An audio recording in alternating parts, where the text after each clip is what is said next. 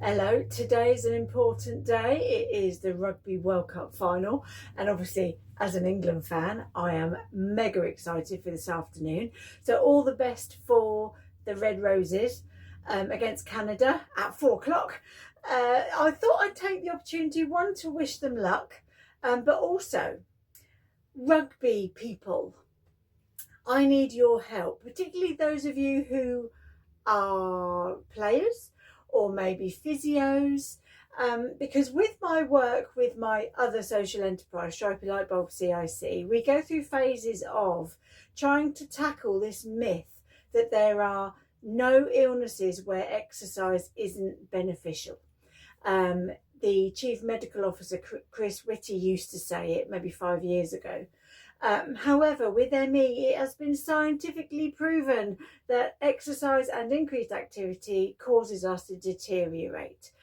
However, this myth is so deeply embedded that it's really hard to break through. So anyone that's got an interest in how the human body reacts to exercise and activity, get in touch with me, because I can give you the research papers to show that something called post-exertional malaise in myalgic encephalomyelitis means that we have to be really careful about how we use our energy every day.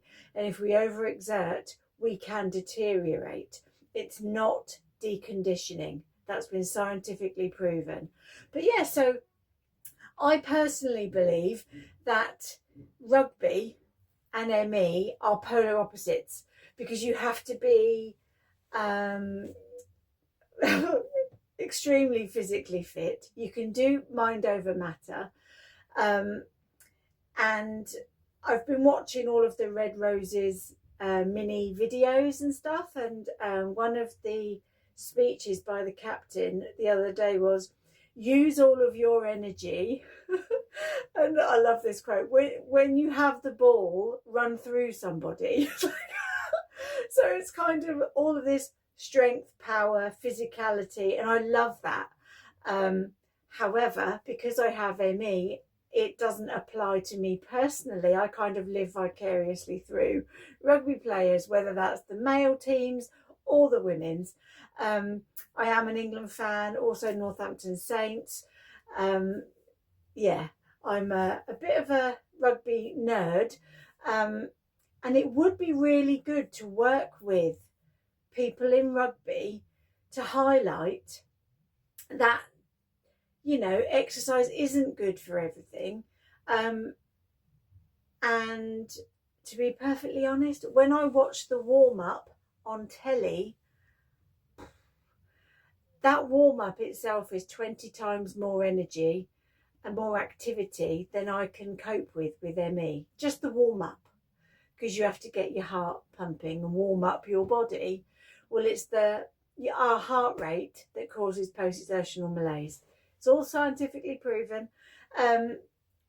So anyone that's interested in helping me as an ME campaigner and social entrepreneur that works for the benefit of the ME community, please do get in touch, because it's not just ME. Every time I mention this, I get contacted by people with other illnesses, and they say, actually, it causes me to be in my bed for a week. It's not deconditioning, or I've got a certain heart problem and I've been told don't overexert yourself. So, you know, I'll work on ME and changing that narrative, and then it will also have benefits for other illnesses and conditions. But yeah, I'm really looking forward to today, but I'm not exaggerating when I say that just watching on telly causes me to deteriorate. And I know that. I have to make a deliberate choice. Am I going to make myself worse to cheer on the Red Roses today? Because there's all sorts of different types of energy. There's physical, obviously movement, emotional, and cognitive. And sometimes just sitting on a sofa and shouting a lot, like every scrum, push! I know you're not saying that, but I am. Just the stress of a game can cause me to crash for 3, 4, 5 days afterwards. maybe a decade ago when my ME was a little bit better. I have slowly deteriorated over time.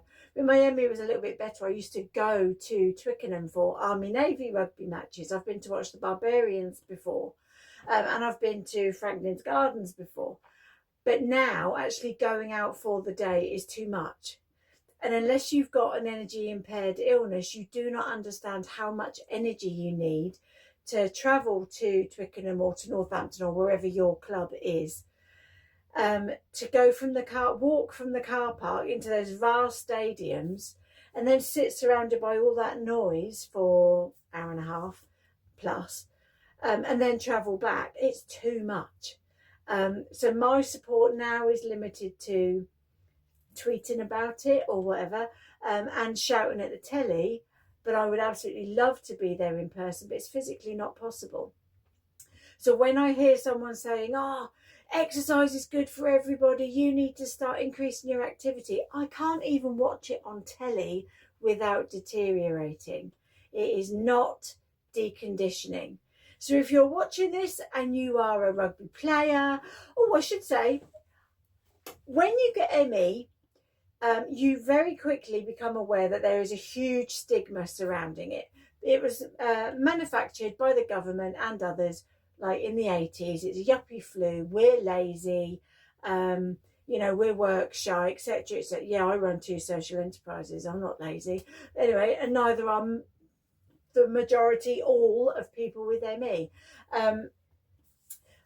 But when you get diagnosed, you tend to not tell people.